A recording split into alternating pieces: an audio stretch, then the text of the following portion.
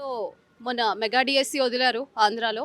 కూటమి ప్రభుత్వం ఒక 16,000 మందికి ఉద్యోగాలు ఇవ్వడం జరిగింది. అయితే ఎవరైతే సెలెక్ట్ అవ్వలేదో, ఎగ్జామ్‌లో ఎవరైతే క్వాలిఫై అవ్వలేదో వాళ్ళందరూ అనకాపల్లి జగన్‌మోహన్ రెడ్డి గారి ఇంటికైతే రావడం జరిగింది మార్నింగే. సో, వాళ్ళందరూ ఏమంటున్నారంటే ఈ ఎగ్జామినేషన్‌లోనే అక్రమాలు జరిగాయి. మాకు న్యాయం కావాలని చెప్పేసి కోరుతున్నారనమాట. అసలు దీని మీద మీ అభిప్రాయం ఏంటి? ఎగ్జామినేషన్స్‌లోనే గాదు. హ్మ్. అసలు యాక్చువల్‌గా కూటమి ప్రభుత్వం పదవుల్లోకి రాకముందు, జగన్మోహన్ రెడ్డి ప్రభుత్వంలో ఉన్నప్పుడు ఈళ్ళే అన్నారు. దగ్గర దగ్గర 1,00,000 మంది స్టాఫ్ అవసరం డీఎస్సీకి. అంతమందిని హైర్ చేయాలి అని అన్నారు. సో, ఆ 1,00,000 మంది స్టాఫ్ అవసరం ఉండి 16,000 మందిని ఎందుకు హైర్ చేశారు? 16,000 మందిని ఎందుకు హైర్ చేశారు? అంటే మిగిలిన జాబులు ఏమన్నా అమ్ముకున్నారా? లేదంటే కాంట్రాక్ట్ బేస్ పద్ధతికి ఏమన్నా ఇచ్చారా? అయ్యైనా చూపియండి కాంట్రాక్ట్ బేస్‌కి ఇచ్చామని. లేదు 16,000 జాబులే ఇచ్చారు. 16,000 జాబుల్లో కూడా అవకతవకలు జరిగాయని చెప్పేసి డీఎస్సీ స్టూడెంట్సే చెప్తున్నారు. ఆ క్వెషన్ పేపర్ ఆహ్, ప్రిపేర్ చేయడంలో గానీ, లేదంటే ఎగ్జామ్ కండక్ట్ చేయడంలో గానీ, ఖచ్చితంగా కూటమి ప్రభుత్వం అనేది ఫెయిల్ అయిపోయింది. ఇదనే అంటే ఇంతకుముందు అంటే కొత్త సీఎం అయితే ఫెయిల్ అయ్యాడు అని అంటే ఒక లెక్క. కానీ 15 సంవత్సరాలు, 16 సంవత్సరాల ఎక్స్‌పీరియన్స్ ఉన్నటువంటి సీఎం ఇట్లా చేశాడంటే అసలు ఏపీకే షేమ్‌లెస్ ఇది. కానీ ఖచ్చితంగా చెప్తున్నాం. మెగా డీఎస్సీ అనేది ఎవరికైతే అపాయింట్‌మెంట్ లెటర్స్ ఇచ్చారో రీసెంట్‌గా ఒక సభ పెట్టి దాంట్లో ఇచ్చారు అపాయింట్‌మెంట్ లెటర్స్. అయి రిట్రైవ్ చేసేసుకొని మళ్ళీ మెగా డీఎస్సీ కండక్ట్ చేసి ఖచ్చితంగా ఏదైతే మీరు జగన్మోహన్ రెడ్డి హయాంలో ఉన్నప్పుడు మీరు ఏదైతే 1,00,000 పోస్టులు చెప్పారో ఆ 1,00,000 పోస్టులు రిలీజ్ చేయండి. చాలామంది ఖాళీగా ఉన్నారు. టీచర్ ట్రైనింగ్ కోర్స్ కంప్లీట్ చేసి చాలామంది ఖాళీగా ఉన్నారు. ఆళ్ళకి మీరు ఇప్పుడు మీరు ఏదైనా చేద్దామనే కదా ప్రజలకు వచ్చింది. మీరు ప్రజలు ఏమి చేయలేనప్పుడు మీరు పదవుల్లో ఉండి ఎందుకు? అంటే ఈళ్ళనే కాదు. అటు జనసేన నాయకులను అడుగుతున్నాను. ఇంకోటి భారతీయ జనతా పార్టీని అడుగుతున్నాను. ప్రజలకు ఏమైనా చేయనాటికి వచ్చినప్పుడు చేయండి. అయి చేయలేనప్పుడు మీరు ఎందుకు పదవుల్లో దిగిపోండి. ఒక రైతు అన్నారు రీసెంట్‌గా. మీరు చేయలేనప్పుడు మీరు దిగిపోండి. పథకాలన్నీ నేనే ఇస్తాను. డెవలప్‌మెంట్ కూడా నేనే చేస్తానని. అతను చేస్తాడో తర్వాత విషయం. అతని డేరింగ్ ఇంపార్టెంట్ కదా!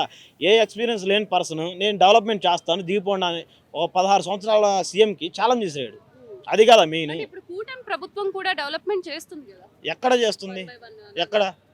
అంటే ఇప్పుడు గత సాఫ్ట్‌వేర్ కంపెనీస్ గడిచిన 16 నెలల్లో ఏదైనా గానీ సాఫ్ట్‌వేర్ కంపెనీ గానీ, లేదంటే మెట్రో రైలు గానీ, ఇంకోటి గానీ, ఒక ఫ్లైఓవర్ గానీ, లేకుంటే అమరావతి గానీ ఎక్కడైనా ఒక్క ఇటుక రాయన్నా పెట్టారా? మేము అడుగుతున్నాం 16 నెలల్లో. అప్పులు తీసుకురావడం, నీకింత నాకింత అని పంచుకోవడం, గవర్నమెంట్‌కొచ్చే ట్యాక్సుల్ని హ్మ్. పథకాలకు యూజ్ చేయడం, మిగిలిన డబ్బుల్ని నీకింత నాకింత రీసెంట్‌గా ఒక వీడియో కూడా చూసాం. హ్మ్. ఎంతో వచ్చింది వాళ్ళ దగ్గరికి టీడీపీ వాళ్ళ దగ్గరికి. ఆళ్ళు టీడీపీ ఎమ్మెల్యే అయితే. హ్మ్. మెయిన్ పక్కనే జనసేన సపోర్టర్ కూడా ఉన్నారు. హ్మ్. వాళ్ళిద్దరికి బేరాలు కుదరక ఆ తాలూకాలో సీఐ ఉంటాడా? సీఐ కూర్చొని బేరసారాలు చేశాడు. మీరెంత తీసుకోండి, మీరెంత తీసుకోండి అని. ఆ సోషల్ మీడియాలో కూడా ఉంది. హ్మ్. చూడండి మీరే. అంటే జగన్మోహన్ రెడ్డి గారు ఉన్నప్పుడు 60,000 6,000 పోస్టులు తీస్తా అని చెప్పారు డిఎస్సి. హ్మ్. బట్ ఇప్పుడు కూటమి ప్రభుత్వం 16,000 తీసింది కదా! మరి దాంతో పోల్చుకుంటే రిక్వైర్మెంట్ 1,00,000 ఉన్నప్పుడు 16,000 తీసిందంటే అంటే ఎక్స్‌పీరియన్స్ లేని సీఎం 6,000 అనే చెప్పాడు. హ్మ్. ఎక్స్‌పీరియన్స్ ఉన్న సీఎం 1,00,000 అని చెప్పాడు అప్పుడు. ఎప్పుడు? ప్రభుత్వంలో లేనప్పుడు. హ్మ్. ప్రభుత్వంలోకి వచ్చిన తర్వాత 16,000 పోస్టులే రిక్రూట్‌మెంట్ చేసుకోవడం ఏంటి?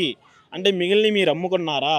లేదంటే కాంట్రాక్ట్ బేస్‌కి ఇచ్చారా? లేదంటే మాకు మీరే అన్నారు కదా! 1,00,000 టీచింగ్ స్టాఫ్ కావాలి గవర్నమెంట్‌కి అని మీరే అన్నారు. అసలు టీచింగ్ స్టాఫే లేరన్నారు. మరి 16,000 మందిని ఎట్లా హైర్ చేశారు? మరి మీరు ఇంకా ఎగ్జామ్ రీకండక్ట్ చేయమని మీరు అడుగుతున్నారు. ఖచ్చితంగా బట్ మరి అడుగుతాం. ఇప్పుడు క్వాలిఫై అయ్యి ఎవరైతే ఉద్యోగాలు పొందారో వాళ్ళు అన్యాయం అయిపోతారు కదా! అంటే రీకండక్ట్ చేయమని చెప్తున్నాం. దాంట్లో ఎవరికి అన్యాయం జరిగిందో వాళ్ళు కూడా కంప్లెయింట్లు చేస్తున్నారు కదా! ఇప్పుడు హ్మ్. జగన్మోహన్ రెడ్డి దగ్గరికి వెళ్ళొచ్చు గానీ, అవును. వాళ్ళు అప్లై చేసుకుంటారు. మిగిలిన ఏవైతే 84,000 పోస్టులు ఏవైతే ఉన్నాయో హ్మ్. లక్షలో, హ్మ్. ఆ 80,000 పోస్టులు కూడా రిలీజ్ చేయాలని మేము అనుకుంటున్నాం. ఆహ్, వచ్చిన తర్వాత జ వచ్చిన తర్వాత చంద్రబాబు నాయుడు ఏమన్నాడు? హ్మ్. మేము రాంగానే 20,00,000 జాబులు ఇస్తామన్నాడు. హ్మ్. య రాంగానే అన్నాడు. యావరేజ్‌గా 5 ఏళ్లకి అంటే 4,00,000 వేసుకుంటే 20,000 అవుద్ది. ఇప్పుడు 1.5 సంవత్సరం అవుతుంది. ఎన్ని లక్షల జాబులు ఇచ్చాడు ఏపీలో? ఎన్ని లక్షల జాబులు ఇచ్చాడు? ఇప్పుడు పథకాలు కూడా దగ్గర దగ్గర బయటే ఉంది మన దగ్గర. హ్మ్. దగ్గర దగ్గర 2,10,000 అప్పులు తీసుకొచ్చాడు. ఇయర్లీ గవర్నమెంట్‌కి 1,50,000 అది వైన్ షాపుల ద్వారా గానీ, ఆర్టీసీ ద్వారా గానీ, కరెంటు ఛార్జీల ద్వారా గానీ, ఇంకోటి గానీ, ఇంకోటి గానీ, నిత్యావసర సరుకులు గానీ, ఈటిల ద్వారా 1,50,000 వస్తుంది. 1.5 సంవత్సరం. సంవత్సరమే వేసుకో 1,50,000 కోట్లు ప్లస్ అది ఒక 212 కోట్లు 212,000 కోట్లు మొత్తం కలిపి అంతా దగ్గర దగ్గర 4 లక్షల కోట్లు. ఏం చేశారు 4 లక్షల కోట్లు? దానికి ఏమైనా లెక్కలు చూపిస్తున్నారా? సరే ఆటో డ్రైవర్లకు వేశారు, తల్లికి వందనం వేశారు, లేదా సిలిండర్లు ఇచ్చారు, ఇంకోటి ఏదో చేశారు. ఆ 4 పథకాలకు ఎంత అవుతున్నాయి? 4 పథకాలకు మహా అంటే 40,000 కోట్లు అవుతాయి. ఇంకా 2 పెండింగ్లో ఉన్నాయి. నిరుద్యోగ భృతి ఒకటి, స్త్రీకి నెలకు 1,500 అదొకటి. ఆ 2 ఇంకా పెండింగ్లో ఉన్నాయి. సరే 40,000 కోట్లు వేసుకున్నా మిగిలిన ఎంత ఉండాలి? 3.5 లక్షల కోట్లు ఉండాలి. 1,50,000 కోట్లు ఈ ఎక్స్పెండిచర్ అయిపోయింది అని అనుకుందాం. మిగిలిన 2 లక్షల కోట్లు ఏం చేశారు? మాకు తెలియదు అనుకున్నారా? స్విస్ బ్యాంకులకు పోయింది. స్విస్ బ్యాంకు ప్రూఫ్లు కూడా మా దగ్గర సో ఫైనల్గా మీరు ఏమనుకుంటున్నారు? మేము చెప్తున్నాం, ఇదైతే పక్కా బూటకం చేస్తున్నారు. కూటమి ప్రభుత్వం అనేది పదవుల్లోకి ఏదో దొంగబద్ద సాకులు చెప్పి వచ్చేసారు, కానీ మొత్తం బూటకం చేస్తున్నారు. ఖచ్చితంగా నేపాల్లో బంగ్లాదేశ్లో జరిగినట్టు ఏపీలో కూడా తిరుగుబాటు జరుగుద్దనే మేము ఆశిస్తున్నాం ఖచ్చితంగా. ఎందుకంటే అప్పులు ఎక్కువ అయిపోతున్నాయి. రేపు రాష్ట్రం దివాలా తీసే పరిస్థితి. రేపు రాష్ట్రం దివాలా తీసుద్ది అని అంటే తర్వాత ఎవడో ప్రైవేట్ రంగం వాడు వస్తాడు.